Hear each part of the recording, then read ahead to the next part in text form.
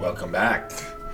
Last time on the exciting adventures of Beefstick the Barbarian, we found out that Penhelm's affidavit was indeed a forgery. And upon leaving the Hadrat house, I was confronted by him. I tried to reason with him. He demanded I hand it over to him. I tried to talk to him. He attacked me. I killed him in self-defense, and here we are. Ready, Watcher. So, now, what to do? Well, before heading back, I need to get back to First Fires and give the forged affidavit over to Commander Cleaver and let him know that Penhelm, had his affidavit forged and that he attacked me.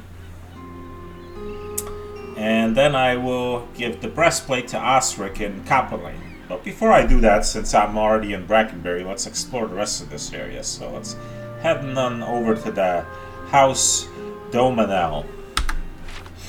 Got it. Here's a soul to reach into. Lara Reason.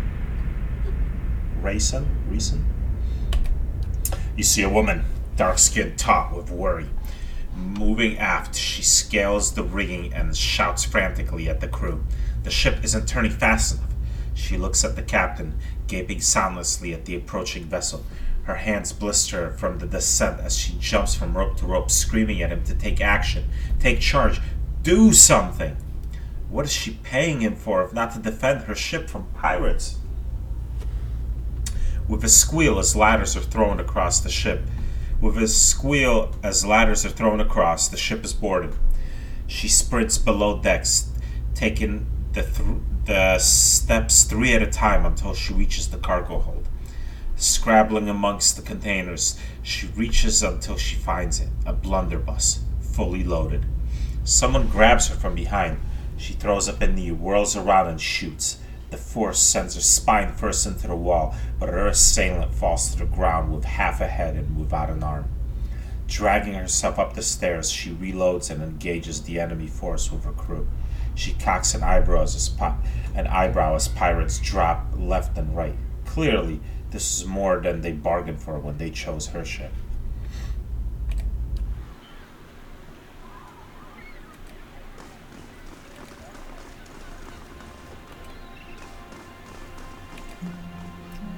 The marble is cool and perfectly smooth. Droplets of crystal clear water bead the statues.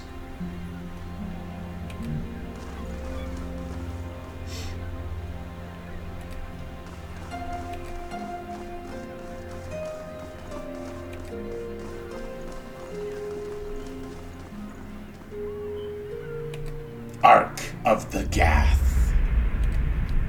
You see a rocky clearing overgrown with weeds. A crumbling wall cuts through on one side, and the trees reach towards each other overhead, blocking much of the light that would otherwise illuminate the body lying near the wall. The body belongs to an elf, face down in the dirt. His clothes are torn and ragged.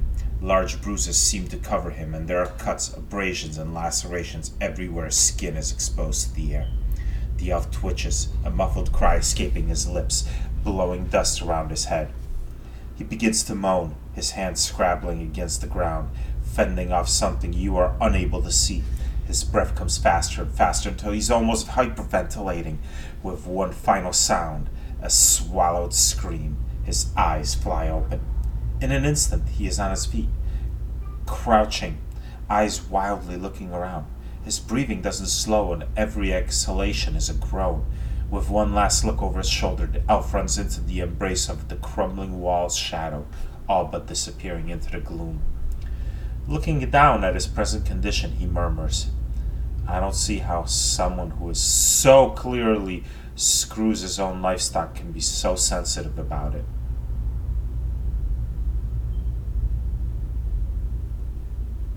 Alright. Well, that was that.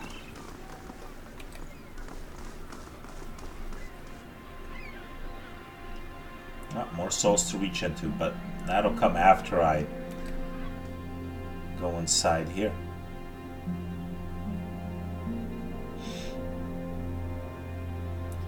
Doorman. And the guard. Let's speak to the doorman. Well met, friend. The burly guard eyes you warily. I don't recognize you. What business do you have with House Domino? I'm just here to loot the place and kill anyone. No, I'm not going there. Not in this playthrough. Tell me about House Domino. It's an old and respected family. Much of Defiant's base prosperity is due to the Domino business activities. Now, do you have any further business here? No, I guess not. Well, okay, that was a quick visit.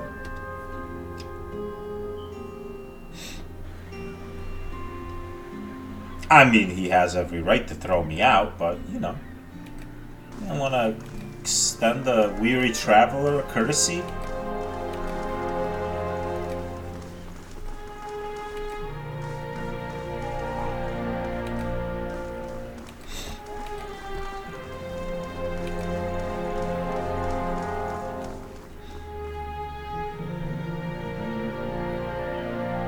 So we got 2 more souls to reach into.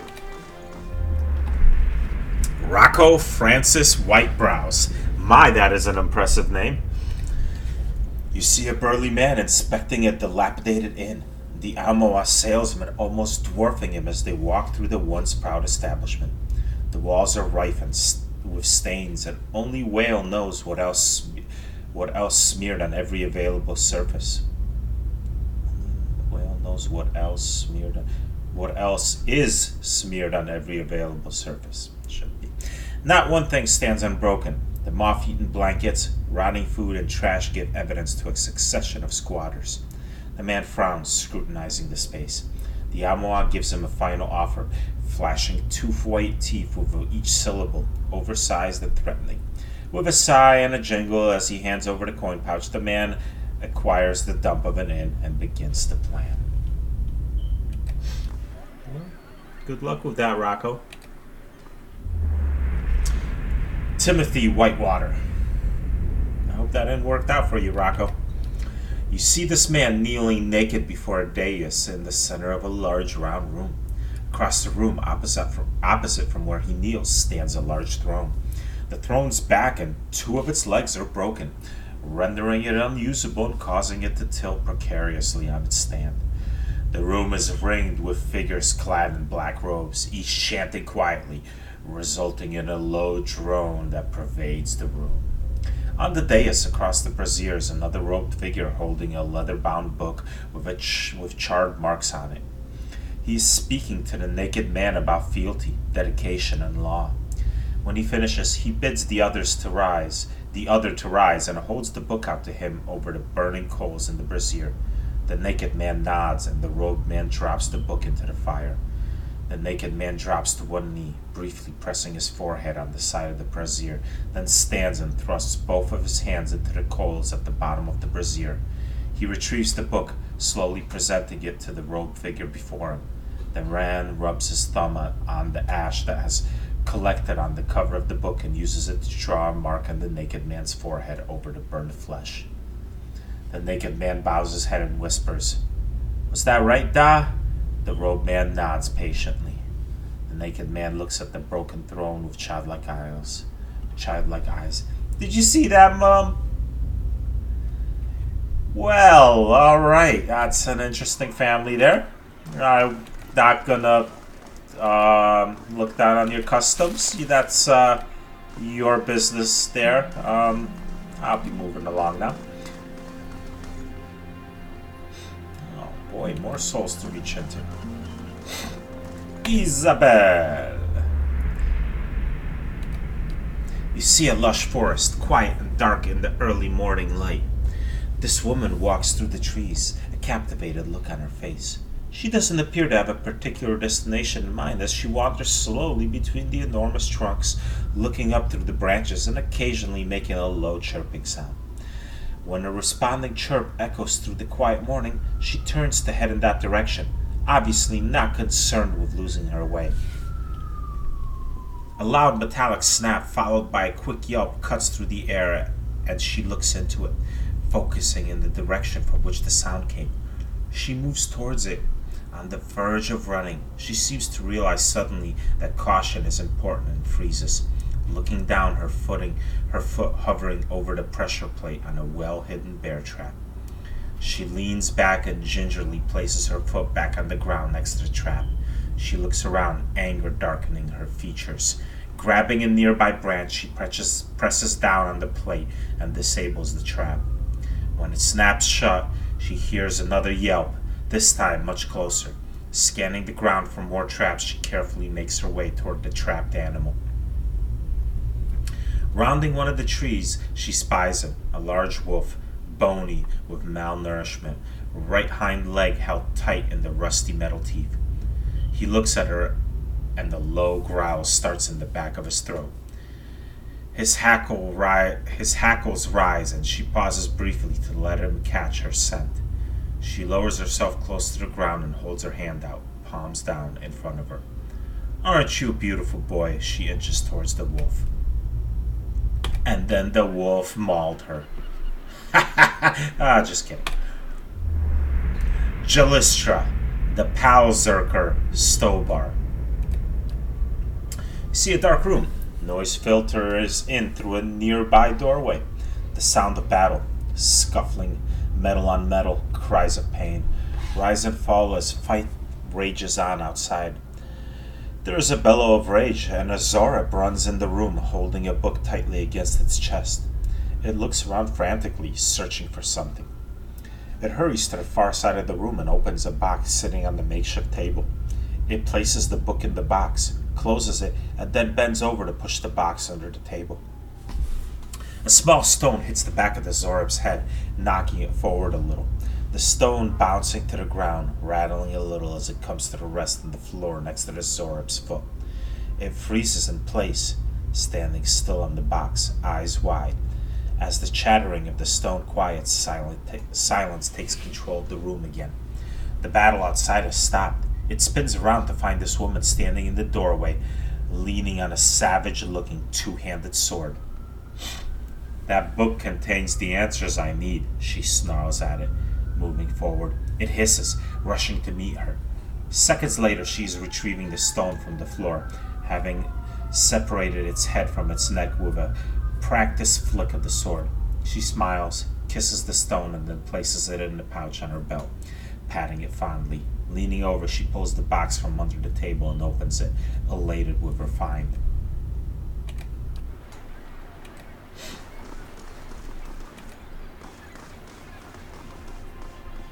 Okay, so this does look like an inn or a tavern of some sort. The Charred Barrel. Let's see what's inside.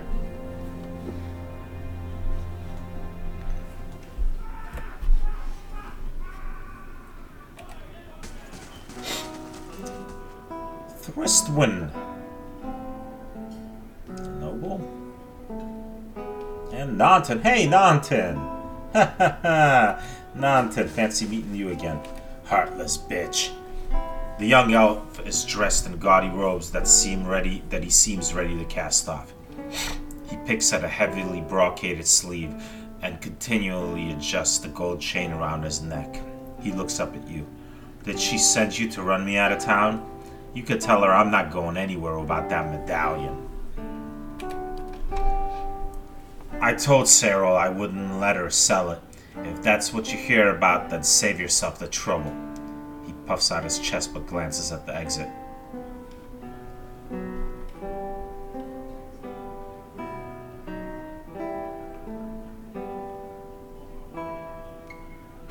What are you talking about? He relaxes. If you have to ask, then you're obviously not here to shake me down. Cyril's a courtesan over at the Salty Mask and Andra's Gift. We've been working together for over a year now. I find a noble with more money than sense, fill him up with liquor, and send him her way. They have a good time, and Cyril takes her fee, and a little extra. He rubs his fingers together. 100 coppers here, a trinket there. It's a bounty for us. and these lords and ladies never notice anything missing. Go on. Anyway, we always split the bounty, until a week ago. He squeezes his lips into a tight frown. She takes a necklace off some noble. It's an Nguithan medallion, damn near priceless. That relic is sacred to my clan, but she won't part with it for any sum I could afford. He tugs at the gold chain around his neck, and even if I wanted to, I can't go home without it. Sagani's brows furrow in pity. That's a hard thing.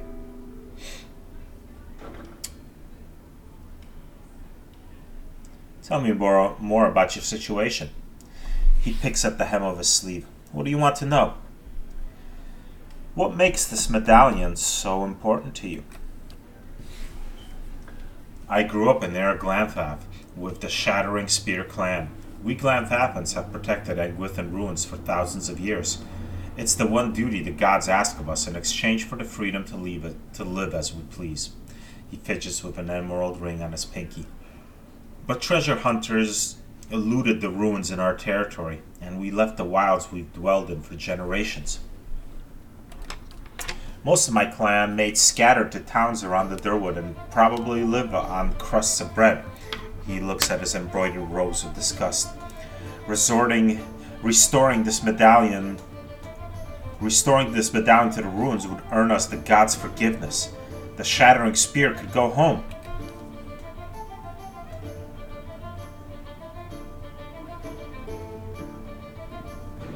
This is all rather fascinating.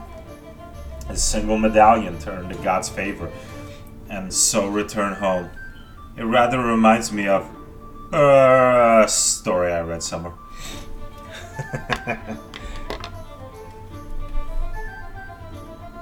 Tell me about Sorrel. She's a courtesan at the Salty Mass over in Andra's Gift. She wasn't born to much, but she's done what she had to in order to escape that. He gazes at a string of amber beads around his wrist. She's a good friend. He folds his arms in his trailing, wrinkled sleeves. Without her, I'd probably be living hand to mouth like the rest of the Shattering Spear. But this isn't about her or me. It's about the 40 people in my clan and the way of life we've held on to for generations.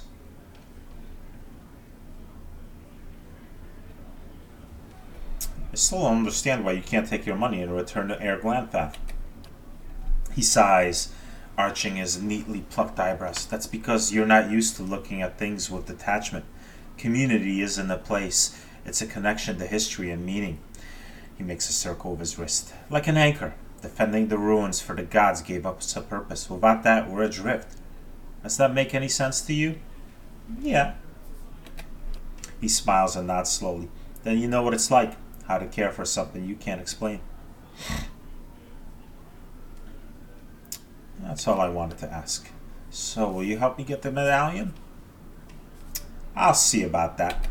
Not guaranteeing anything. You'll find her at the Salty Mast. The only way anyone sees her these days is by paying, so you'll have to go through Mare. He fidgets with his sleeve. But whatever you do, please don't hurt her. I wasn't intending to. Hey, it's Nanton and Ingrid. So she works here. Abelhart Scarian. Hey, Nanton. Begging your pardon. Oh, it's you. It's good to see you. We've had a few rough days here, but then we found this place, and they were kind enough to hire us both. Things have been wonderful. I can't tell you how much we appreciate what you've done. Hello, Ingrid. It's hard work, but good wages. Can't complain. Well, I'm glad you guys are on your feet. Souls to reach into. You see a woman clad in expensive finery. Her eyes flash as she interrogates a trembling wreck on the ground. Reaching into his pockets, her hand curls around an address, and she smiles grimly. Moments later, she is in a bedraggled alleyway, her pace quickening. Her braids trail around the corner, and she's upon them, or perhaps they are upon her. The action does not last, and she easily dispenses of a man after man, searching their faces, clothes, and shouts for something she fails to find.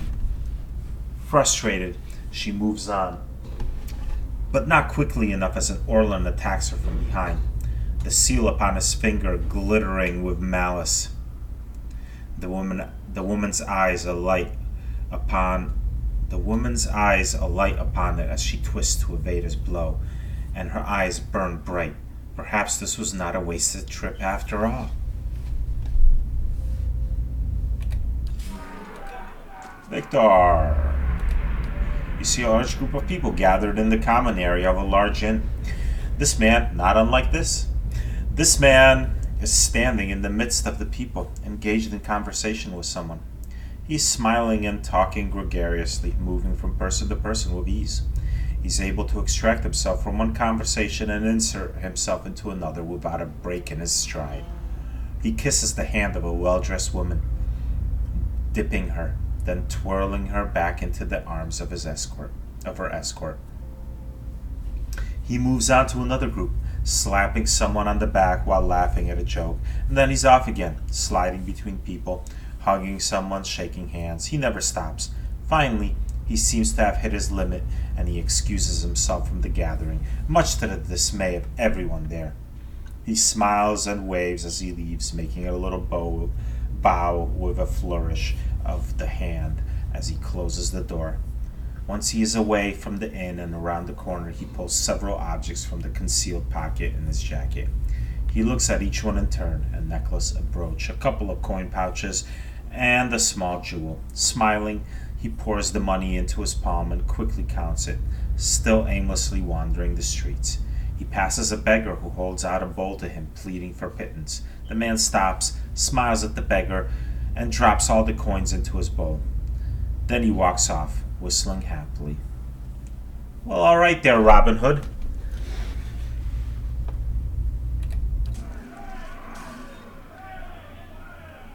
All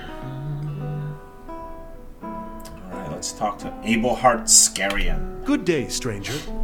The man is dressed in neat but functional clothes. His sun-wrinkled skin and limber musculature reflect a life spent in the wilderness.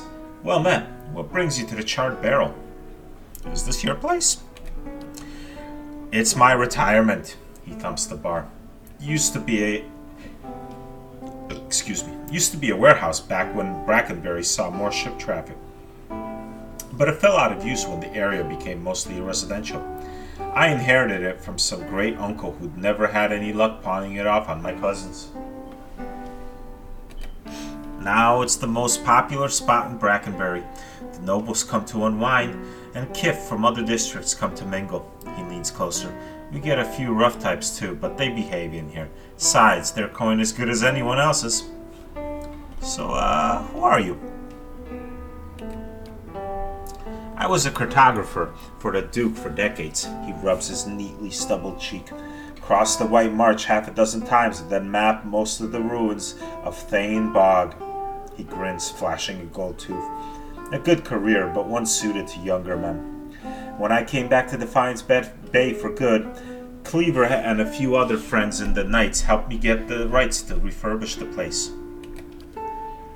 There's strong ale, quality entertainment, and a fresh sea breeze. He raises a mug. What more could a man want? Alright, what do you got on the menu? Cocoa. That could be used for stuff. I will buy that. I'll buy the cheese too. I think I have plenty, but I'll buy more. Ooh, casita casserole. Plus 10 max endurance, plus 2 intellect for 300 seconds. That would be useful for my casters. The casita casserole, or oh, I've already read about this. Yes, yes, I have. I will buy it. Did that go into my stat? Oh no, it's still here. Yeah, all right. Stew. I don't like the ones that only last 150 seconds. I like the 300. Dragon egg dish. But holy smokes, that is expensive. Iron is much too expensive for my taste. Alright. Well, I'm at it. Might as well sell some stuff off. Like this padded armor. And... oh, another change in the latest patch is I can now use lockpicks out of the stash. Oh, I can't move into the stash here. Okay, no problem. I'll do it later. Let's see.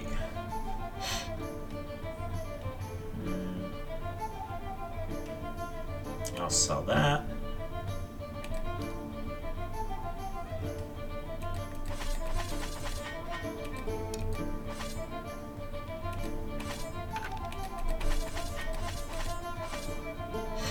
I'll probably sell these anyway later, but I'll hold on to them for now. It's not like I'm in need of money. I have plenty now. Definitely do some more upgrades to my keep, my stronghold, once that Bright Hollow restoration finishes.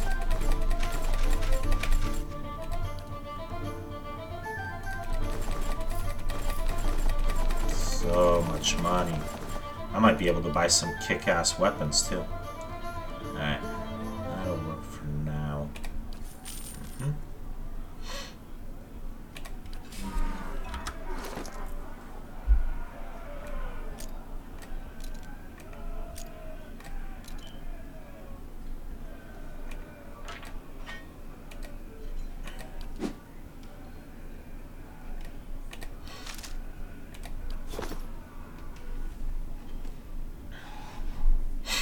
Alrighty, let's see what else is at this end.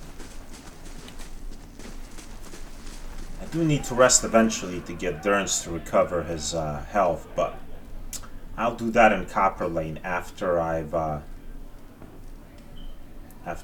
there's a downstairs, a cellar, a wine cellar, I would imagine. After I've given the breastplate to Osric. Please don't track dirt into my kitchen. The patrons are particular, huh? I'm sorry. I cleaned my shoes, I promise.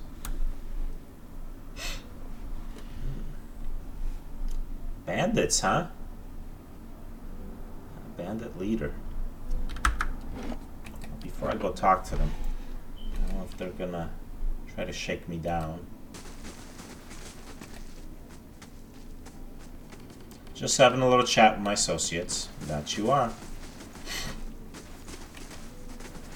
I wonder if I could rob that trunk. So, Durrance, how sneaky are you feeling? And what does the flame reveal? You can trust me.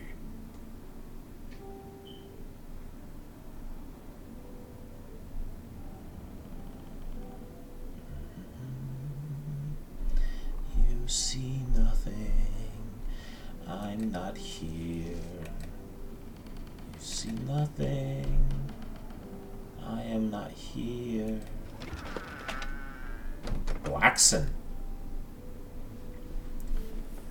Instant. +2 focus on hit for 600 seconds. +2 perceptions for 600 seconds. -2 might. And 50 fatigue afterwards. Okay. A common sight in Durwood. Blackson is fashioned from Sonreed liquor and the boiled sap from glanthathan trees. It's known to lend a sense of heightened alertness to the user, though it leaves one feeling worn and lethargic once it wears off. Interesting. Well, if nothing else, it'll fetch a little bit of coin.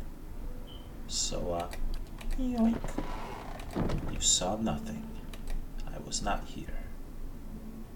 That I wouldn't even be stealing, so I'm gonna take that too, whatever's in that barrel. Let me, unstealth. You keep talking, gentlemen. Hey, it's milk.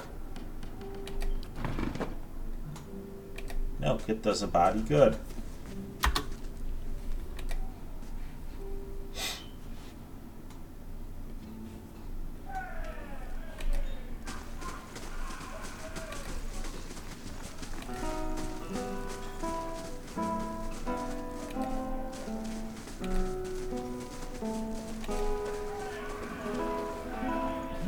They have performers here.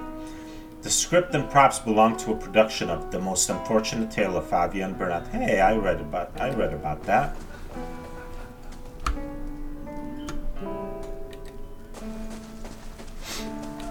Let's go upstairs. Maybe there's more stuff to pilfer up there. I do like pilfering.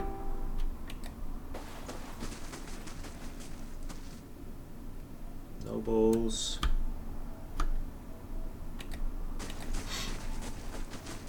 Oh. Mort du Just. Kilassus. And Ileana Renault.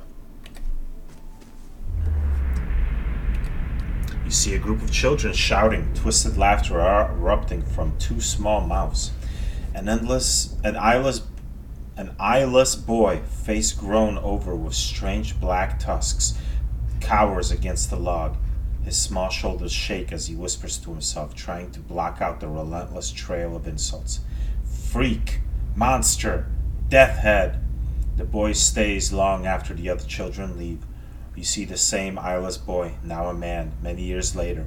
Another group crowds him, but this time it's an audience. He tells a long joke about a ghost and the privy, and by the time he reaches the punchline, the crowd is yelling, starting to sound very much like the first.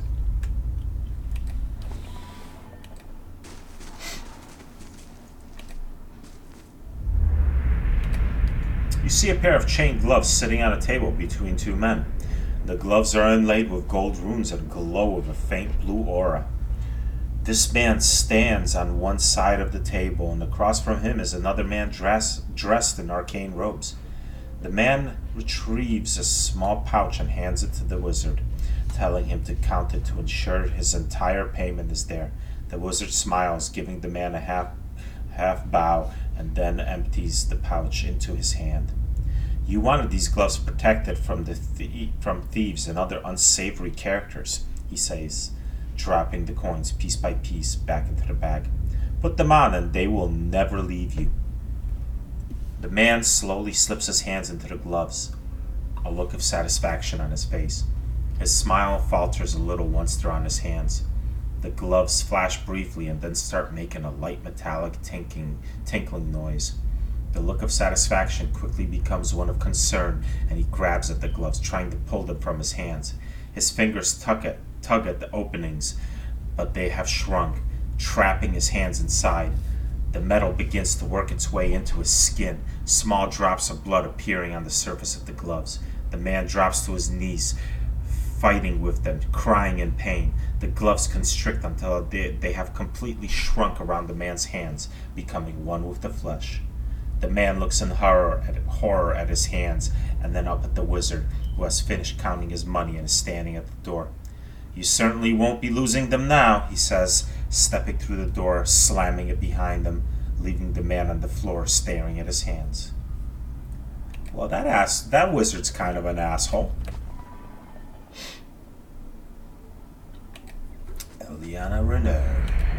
You see a woman sway, her voice floating gloriously above the court, lilting and sweet. It twists around them, and they smile, enraptured, as she palms their hearts one by one. She begins to dance, but something in her step is offbeat. She pauses, confused. A snatch of some foreign sound is in the air, competing, resisting. It takes her a moment to spot him, a small man with a single brow, chanting under his breath, disrupting her song with his staccato incantation. She intensifies the dance, the swing of her hips wider, her feet a flicker above the square tile ground, the underlying chant in her own song more persuasive. His lips twist intently, vibrating with the effort of countering her charm. And then a note, crystal clear, bright and twinkling. He begins to smile dazedly at her as her song continues, and he forgets all about resisting. She has won the day and the court. So, competing chanters?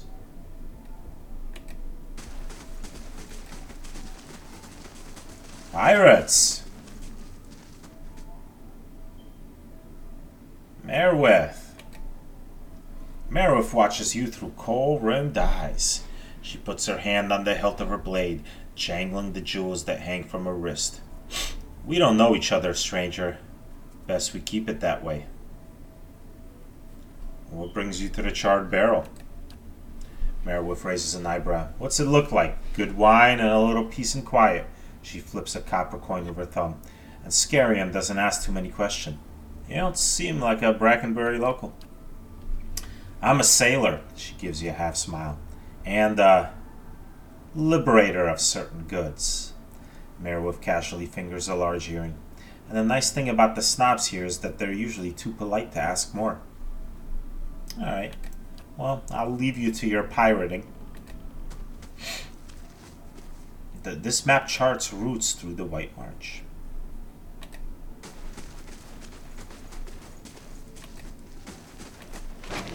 Money! On a bookshelf. Hey, whatever. Works for me. The Ixometil water jug fashion from white clay. Oh, I didn't look at the description here of this painting.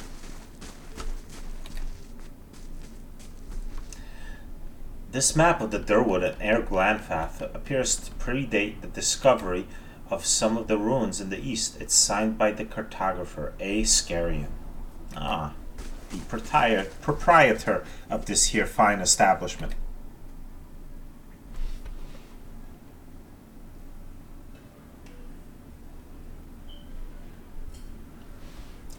Alright.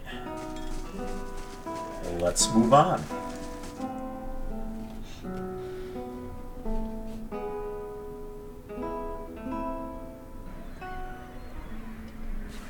So the only place left to go here is... You're from Gilded Vale? Raymont, Then you're close to home. Close can mean a lot of things. Surely you'll go back when this is all over. Dunno. Guess that all depends.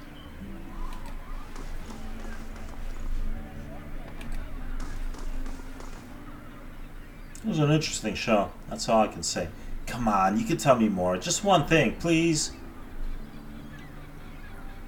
Sorry, I promised Gatterman.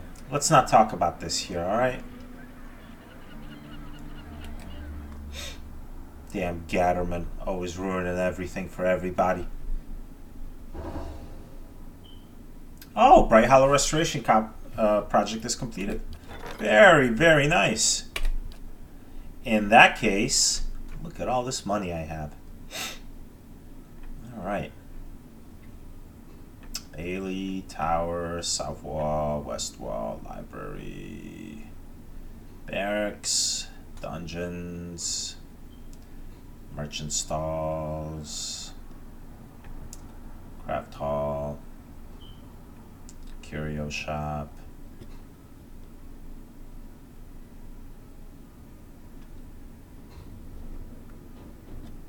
I want to get that because it might help me in crafting. Artificer's Hall, Chapel, Forum, Training Ground, Botanical Garden, always nice. Hedge Maze.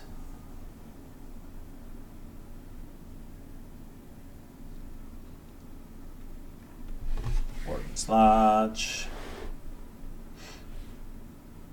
Woodland Trails, Bright Hollow Hearth,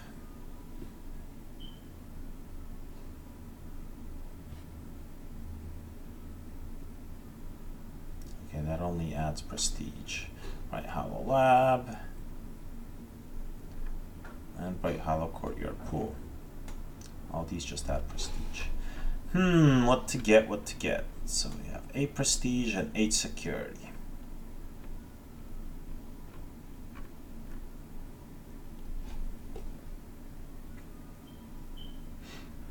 Well, it seems to me I need someone to defend my my stronghold, so I don't know, makes sense to me to purchase the barracks. I Can't do anything else, right? Otherwise I'd maybe do one of the walls. Yeah. Alright. Hopefully this is only going to take 2 days. Once that finishes, I'll get something else going. There's guards, there's a servant. Do you object to me sneaking around your place and, you know, just checking it out? Not pilfering anything in any way? Nothing like that going on at all? Why would you imply such a thing?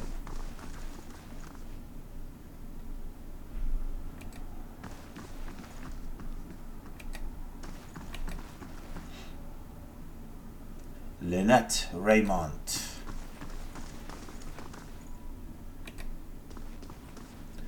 Father never reads to me. He's always busy with his own books. Wow, phooey. That's not all good. Pops should read you some stuff. Although you look like you're old enough to probably, you know, read on your own by now. You're in a wealthy family. They don't teach you how to read here? What's up with that?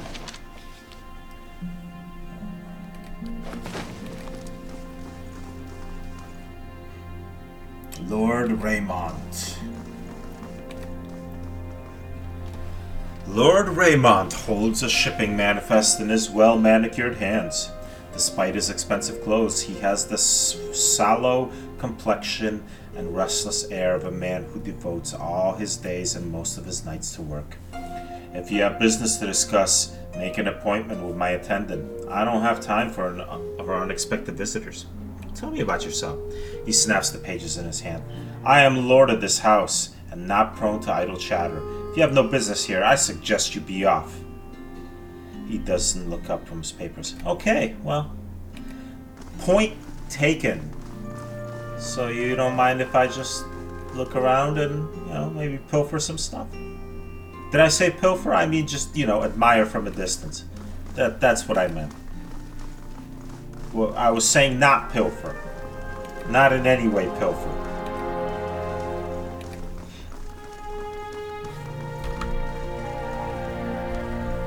Oh, what's in that bookcase? Can't steal from it because the dude's right there, but maybe there's books to read. The Light of Dawn, a Reitzerin Morality play, Part 1, Charity and Grit and Generosity. Have I read this before? I don't think so. Maybe? Characters in order of appearance. Man. Male, a ghostly being. Female, a ghostly being. Beggar, starving man, injured man. Setting, empty field. No trees or buildings in sight. A man lies on the ground, center stage. He wakes slowly and looks around. 2 ghostly beings approach him. A male from the stage left, a female from stage right. Man. Where am I? What happened? Male.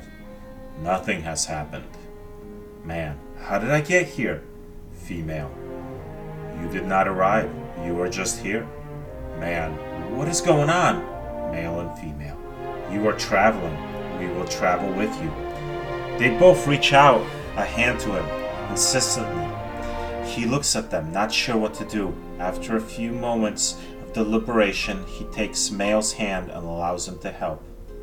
Male, aside to female. His soul is strong. This decision will be easy. Female, aside to male. Such arrogance surely will be your undoing. They walk to the end of the stage and encounter a beggar holding out a bowl. Beggar. Will you help the needy? Will you hear the call of charity? What will you do for those less fortunate? Male. He is a beggar. What will you do? He has no food, no clothes. He is destitute and will surely die if no mercy is shown him. Female. Surely he deserves no mercy. Look to his legs. Do they not move? Look to his arms. Do they not work? Look to his... Yes. Look to his eyes, I think that's supposed to be. Can they not see? Surely he can provide for himself. Male and female. What will you do? The man ponders for a moment, then reaches into his pocket and drops a coin in the beggar's bowl. Beggar. Thank you, kind sir. May your charity come back to you in turn. Male and female. Why did you give alms to this beggar? Man. I saw a man in need. It is not for me to say if he deserves mercy, only that I need provide mercy if I am able. I have the means to help, so I help. If he has the ability to provide for himself and does not, that is on his head, not mine. If I can provide the light of dawn to a man in need, it is my duty to do so. Male. Aside to female. He knows charity, even disguised as a beggar. His mind is open. Female. Aside to male. Even those with an open mind can be closed down. Male and female. Let us continue our journey. They walk to the other edge of the stage, leaving the beggar behind. They approach the starving man, who puts out his hand in supplication. Starving man. A crust? A morsel? Please. Surely generosity will not allow you to stand by and let someone starve. Male. This man is starving. What will you do? He is on the brink of death. Only an act of generosity will save him. Female. What need has this man that he cannot provide for himself? Why should you turn over that which you earn to one who has done no such act and deserves nothing from you? Male and female. What will you do?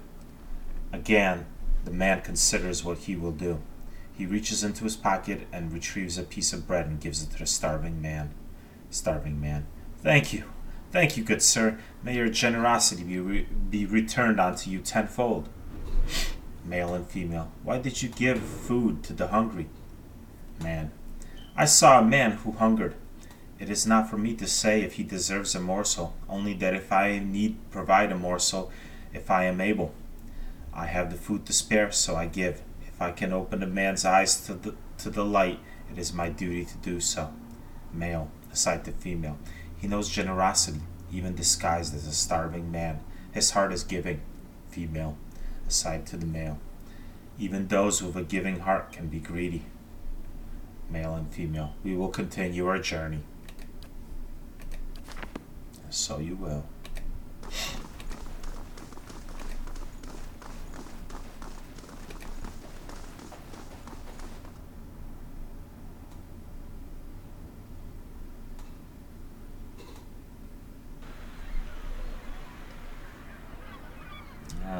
That does it for this area. I'm going to go here.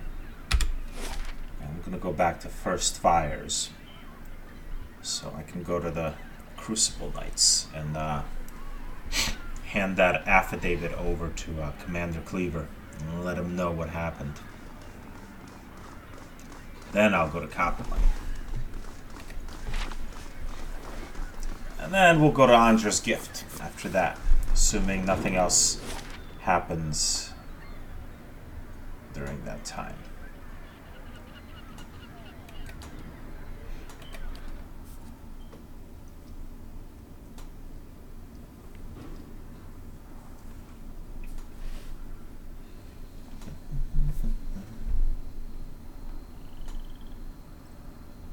Conveniently, I'm right here near the Crucible Keep.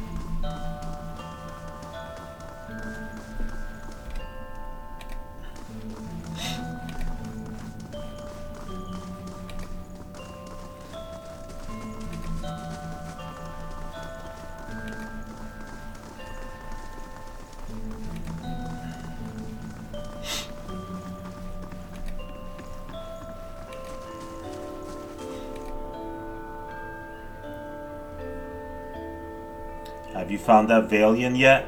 Dunstan needs her research. Okay. Was it not him that I give the affidavit to? Who do I give it to?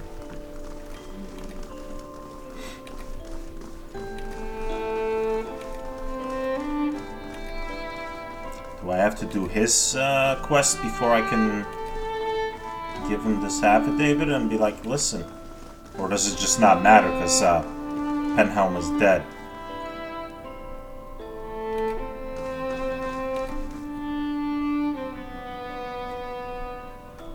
Commander Cleaver said you're working with an animancer to build Forge Knights. So much for his talk of secrecy.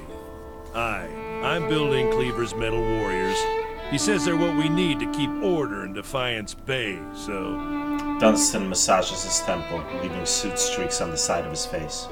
He shrugs and shakes his head. And you need Vienna's research to complete them?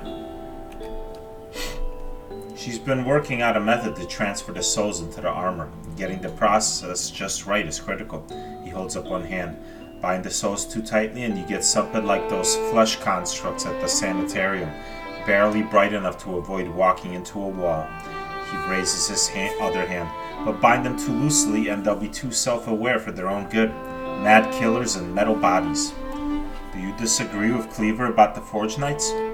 I disagree with him on near about everything, and this is no exception. These Forge Knights won't solve our manpower problem. He can call them what he wants, but they aren't knights. Doesn't take Irumak's nose to smell the trouble here. A group that can't stand together is headed for a fall. He folds his arms and looks at the ground. And don't get me started on the other problem. Those souls he's bought to power the Forge Knights, Cleaver keeps telling himself that they came from willing donors, but he knows better. There's a reason you have to buy the souls through less than legal channels. We should be clearing those scavengers off the road, not doing business with them. How are you creating the Forge Knights? Suits of armor and souls. Cleaver's had me repairing and reinforcing unused armor for months now, just so we could fill them with some poor sod's essence. He wipes his shining brow. As long as that scholar girl's got her numbers right, infusing the armor with souls won't be that hard. That's not what bothers me. Alright, enough about this.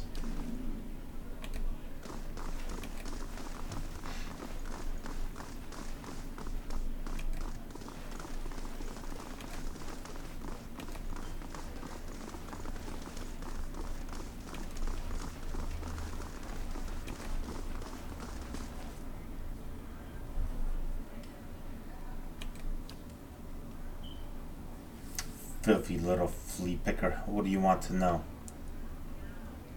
How did he manage to kill a knight of the Crucible? Now there's a question. Witnesses say he was drunk and arguing with the man. If I had to guess, I'd say that sneaky bastard had a weapon on him and took the Justiciar by surprise. The coward ran off before anyone knew what he'd done. Do you know where he is? Rumors say he fled to the catacombs after he murdered the knight. As much as I'd love to string him up, I don't have anyone I could spare to go crawling in that filth to check for him. Alright. Well,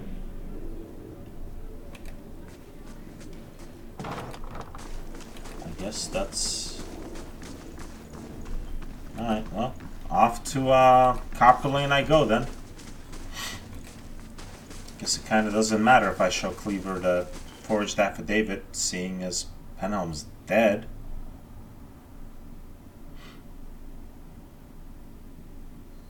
Maybe I can show it to him later. Whatever. If he's ever like, hey, you killed a bunch of my men, what was that all about? Like, listen, they attacked me because I knew Penhelm's affidavit was a forgery. Here's the proof. Please don't arrest me.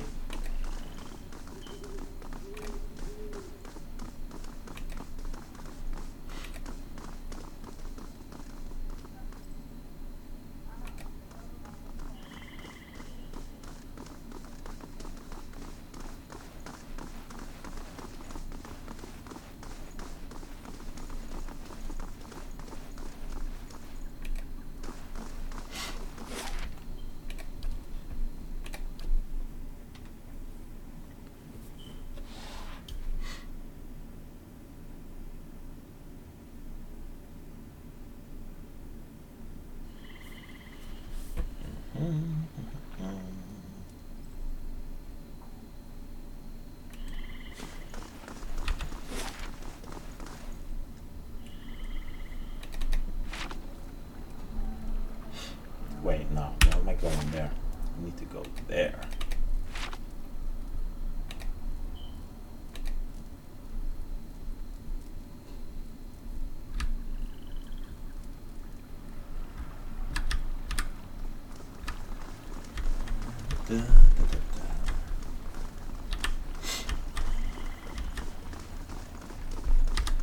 I didn't sell his breastplate by mistake, did I? Because that would suck. Sold a lot of stuff. I kind of just did it haphazardly. Uh-oh. I don't see it. Oh, crap. I sold it, didn't I? Maybe I sold that affidavit too. That's why I couldn't hand it over. Well, let's go over here and see. Might just have to reload an earlier save if that's what I did, because I'm a dumbass.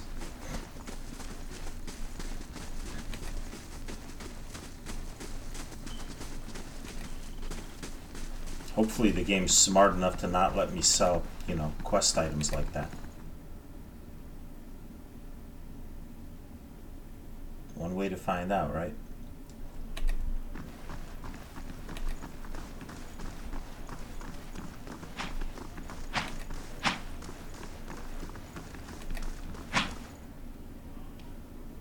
Is this the armor you wanted? Osric wavers a moment in disbelief. He looks at you, then back at the breastplate. He reaches for it slowly, as if expecting it to disappear before he can touch it. How did you manage this? You were right about the affidavit. Unfortunately, Penhelm forced me into a fight. A shame it ended like that, but he's the lying weasel who started this. You did all I asked, and you are owed much. He withdraws a leather coin purse from his pocket and hands it to you. Stop by Sonlet's shop on the other side of the hall. She sells some of the best gear in the city, and I'll see that she opens her inventory to you.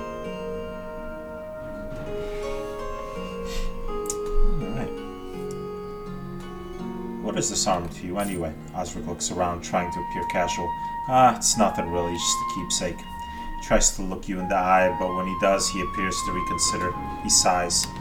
It commemorates the Order of Magran, highest order of valor, awarded to the dead, never the living. Us Derwoodens, real Derwoodens. We don't have nobility or birthrights, unless you're some copper fucker from Eder. All we got's the honor we bring to our family's name. Ah, copper fucker. That's a new one. Alov loves his insults. So this, he pauses, considering the weathered metal, a pale image of its former self, but still catching the light. Something to live up to. Alright. So, I could probably do expeditions now, but also let's check in with Sonlet and see what kind of inventory she's got. So the wilds haven't claimed you yet. She smiles. Good to see you again. Show me your wares. Ah, so she's got exceptional weapons. I do +8 accuracy and times 1.3 instead of +4 and times 1.15. Okay, so they're essentially +2 weapons instead of +1, if you want to look at it that way. And they're all very expensive. Although I could afford one. Oh, no exceptional poleaxe. Just miss out, or maybe they're further down. Bracers of all-consuming rage. +2 might, +1 constitution. That's pretty cool. When the husband and children of Elena Skycleaver were captured by Terwin the Blackhearted, she and her troops besieged his castle, hoping to negotiate her family's return. Instead, Terwin had them impaled on the battlements while Elena watched from below. Upon seeing the atrocity, Elena abandoned all rational thought and ran screaming toward Terwin's castle. First in anguish, then in rage. To the surprise of all present, Elena suddenly stopped screaming and burst into flames. supposedly touched by Magran herself. Terwin's soldiers loosed their arrows, but Elena didn't even slow. She struck the castle gates like a battering ram, bursting through and scattering Terwin's soldiers. Desperate to escape her fury, those who remained threw their master into her path. Her flames engulfed him, and no one knows if the unearthly scream that followed came from him, or from her. But within minutes, both of them had burnt to ashes. Only these bracers survived. These braces are made of bronze, covered in dark green patina. Etched into the metal is a picture of a slender humanoid engulfed in flames. Strangely enough, the humanoid has no head, only two blue orbs where the eyes would normally be. Well, those are pretty cool. +2 might, +1 constitution. That would be perfect for beefsteak. Dandy hat of the deceased yak. Okay.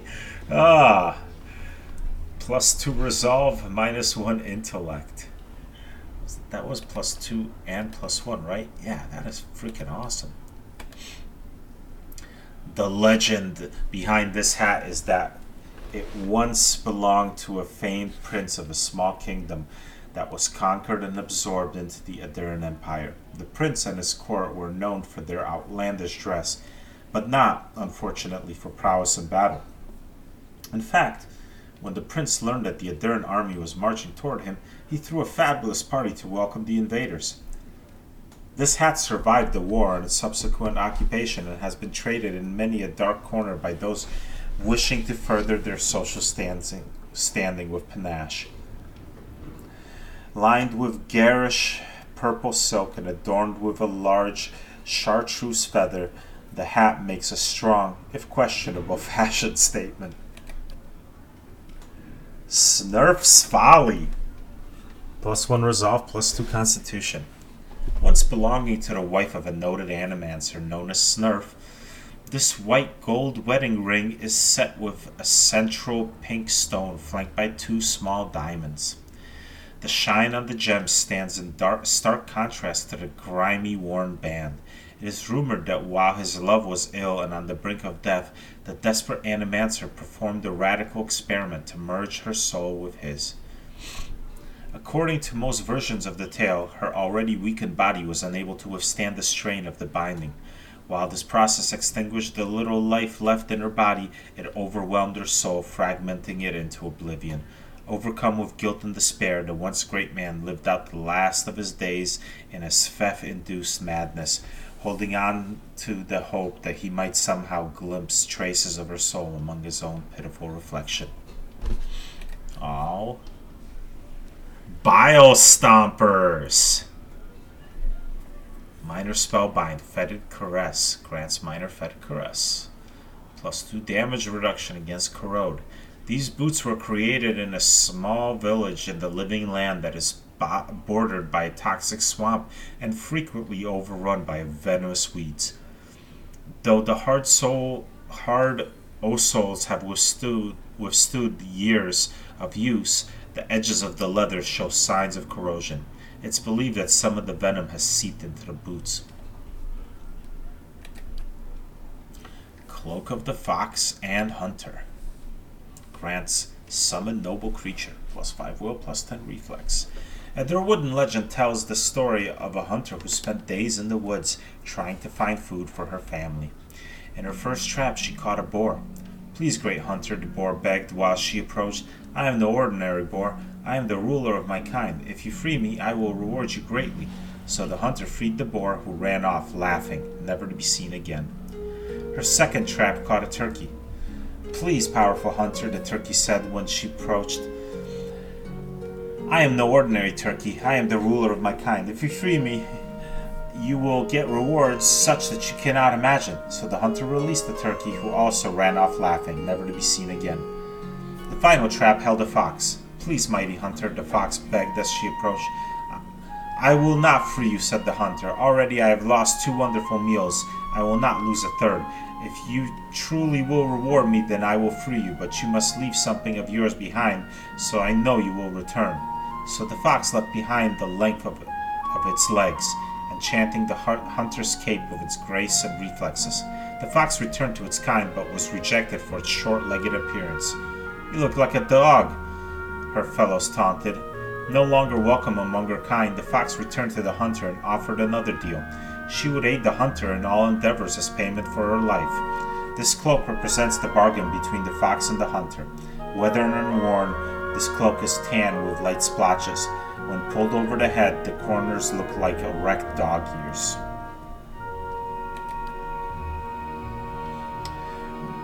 Munakra Aret. This exquisite piece was crafted by alchemists for a secret society of aristocrats in Old Valia. Throughout its history, it has graced the ocular orbits of scheming nobles, influential politicians, and charming salesmen.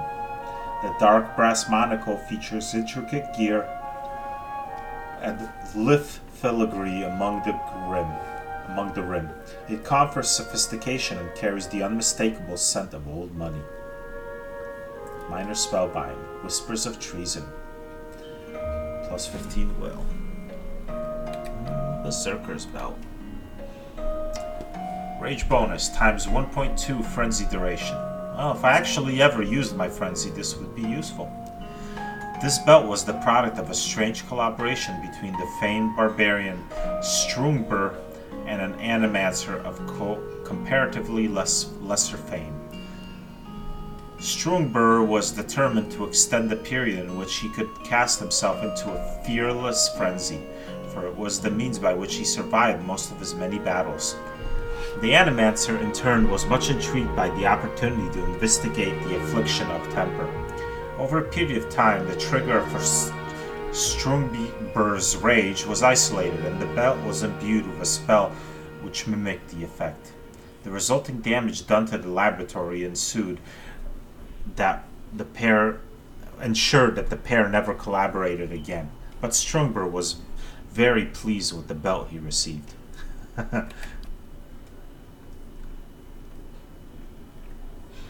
Alright, I'm going to buy these bracers, because these bracers are freaking good. Let's see if I can sell off some more stuff.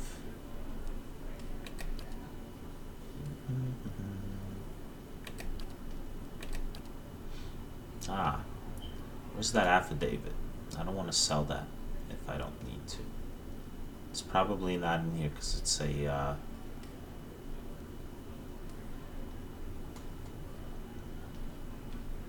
quest item. Alright, cool.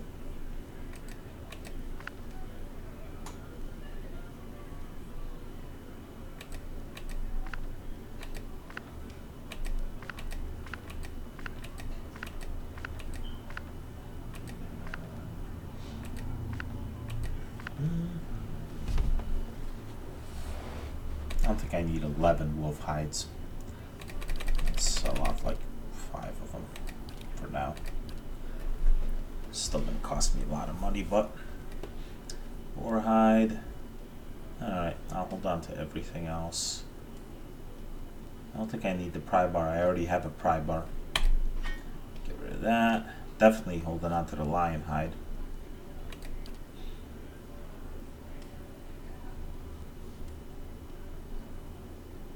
Yeah, screw it. Let's just roll with this.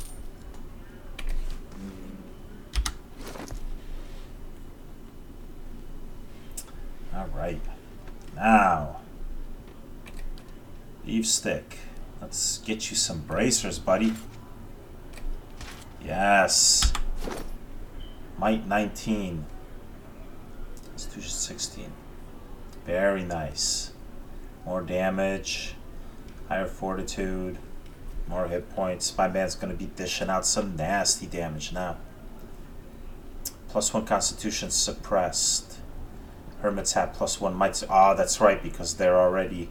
I have the boots. Okay, so I could get rid of the hat. Forgot about that. And I could get rid of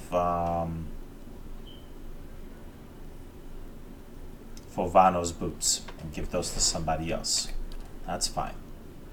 That'll work. So, boots.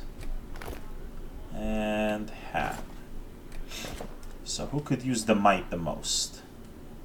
Well, it does work for spell power too. So Alaf wouldn't be the worst target in the world, because it would make his spells more powerful. It would work for Eder. Might would make him do more damage in battle. But really, he's a defender first and a damage dealer second. I'm going to give the hat to Alaf, I think.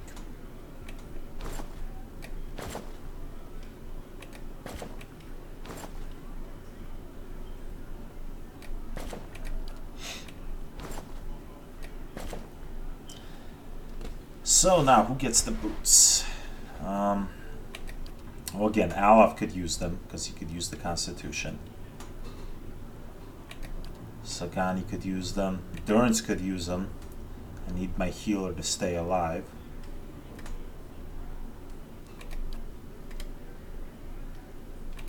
Yeah, I think I'll give him to Durance. Although he's already got several magic items. +2 intellect, +1 resolve. Well, everybody's got some stuff.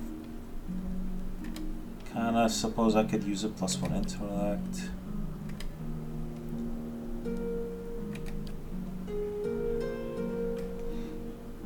Kinda does seem to go into, I have him go into battle more often, into melee. I'll give him the boots. Make him a little tougher. Okay.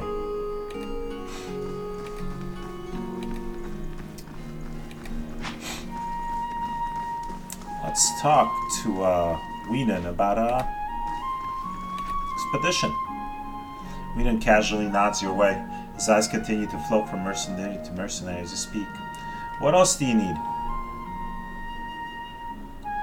Do you know of a place in the wilderness with colorful pools and a waterfall that rises? You're looking for Searing Falls. He taps the map in front of him with a blunt finger. Fantastic place. The thermal springs alone are worth the journey. Falls are so hot most of the water turns to steam. That's the rising you were talking about. I'm looking for work. I do have something. If you don't mind stepping on the toes of the Crucible Knights. Come to think of it, the Domanels won't be too pleased either. They've never liked seeing someone with nicer things than them. Where do I begin? Some of my other expeditions have come back with a rumor about a place called Lea Remen up near Stormwall Gorge. It's supposed to hold some of the greatest weapons those Engwithan bastards ever made. Go on. And we've got need of them. Yeah, I kind of wouldn't mind them myself. He casts a sidelong glance at you. I trust you won't go blathering to the town crier when I tell you the knights are meddling in animancy, befouling souls to build metal warriors. Yeah, I already know about that. We've got to be prepared to defend ourselves and the city. Well, I tell you what, I'm not exactly excited about the metal knights they want to build either. I don't think that's going to end well.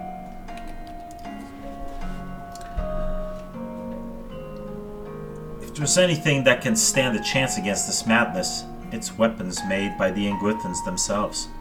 They made the same kind of abominations in their time. They'd know how to kill them. I've sent the giant slayers after the weapons, but they haven't had much luck so far. They're better fighters than treasure hunters. Meet up with them at the wooden plains and see how far they've gotten. If you can get those weapons, I'll see you get your cut. Alright. Cool.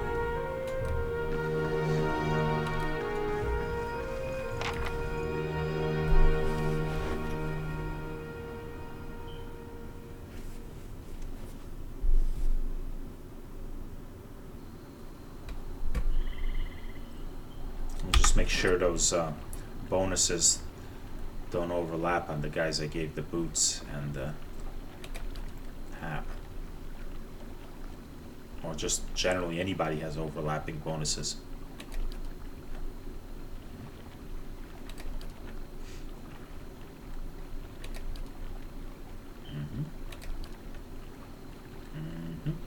Very good. All right.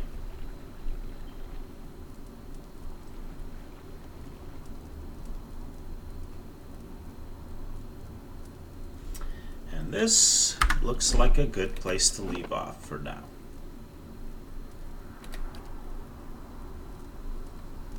Next time, I don't know what I'm going to do. I guess it's time to go to Andra's Gift. It's the only area of the city I haven't visited.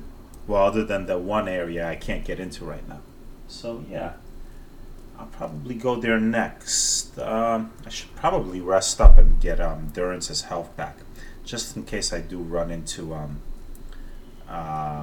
any problems on the way there or while I'm there. So I'll probably rest at the inn and then head over there next time.